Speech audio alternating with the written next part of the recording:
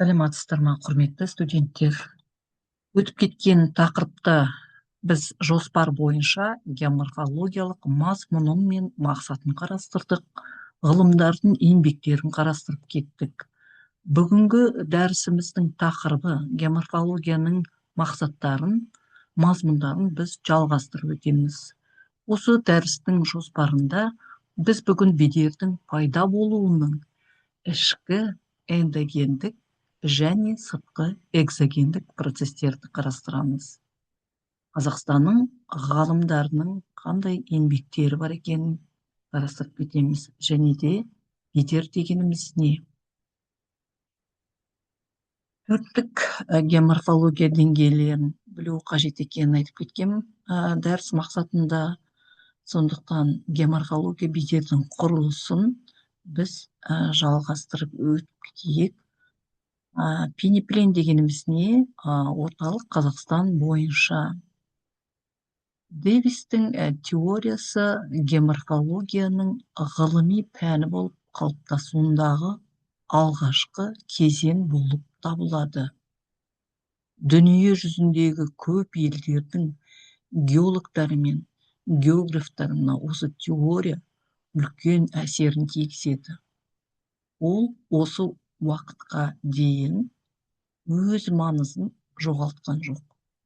Неміс ғалымы Вальтер Бенк тік беткей, прямой склон деп айтамыз, ойыңқы иілген беткей, вогнутый склон, және дөңестене иілген беткей, выпуклый склонын көрсетіп кетеді.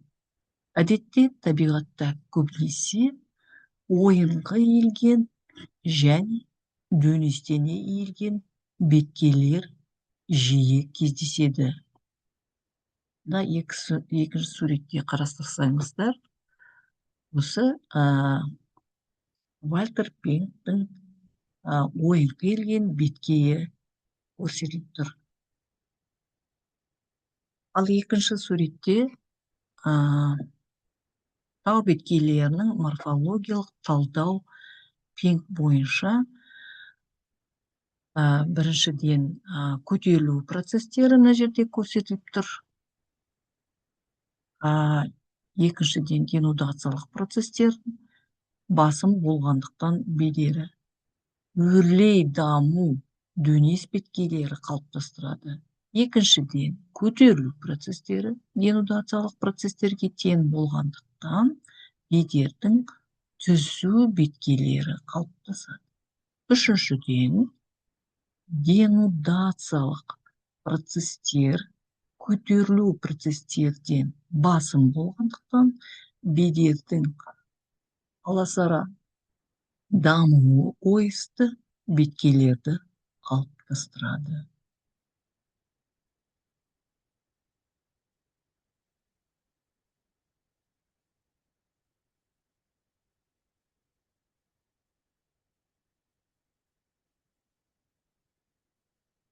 Беткейлерге келсек,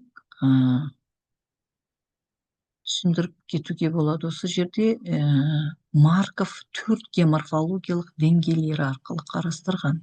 Абразиялық, аккумуляциялық, мұхит жағалау деңгейі, эрозиялық, пенеплендік деңгей, және орталық Қазақстан бойынша пенепленді қарастырып кеттік.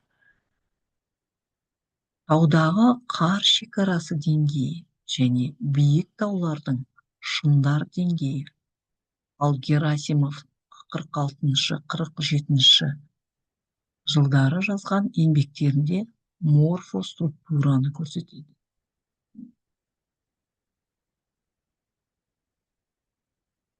1948 жылы белгілі орыс ғалымы геолог Обручев жаңа тектоника деген ұғымды ұсынады. Ол автор айтуынша, қазіргі жер беті бедерінің қалыптасуы жер қыртысы тарихының ең соңғы кезеңінде, яғни неоген 4-тік кезеңде жүзеге асты. Осылайша геотектониканың арнайы және саласы неотектоника деген ұғымға қалыптасты. және де 48 жылы Мартов геоморфология негізінің проблемаларын көрсетеді. Және де еңбектерінде морфоструктура деген ұғым алғашқы рет қолданылады.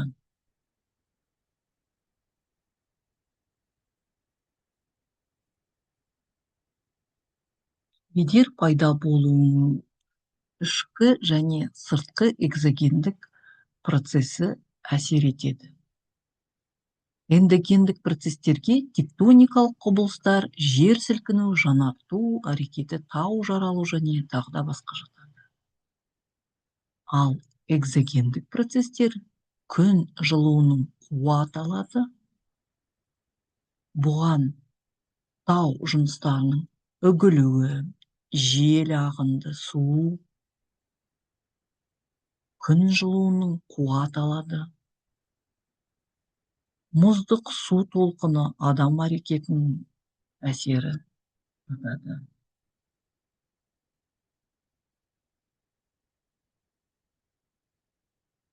Сондықтан бедер пішіндерінің зерттеу үшін оларды құрайтын тау жыныстарының құрамын, қасиетін және оларға әсер ететін процестерді анық білуіміз қажет.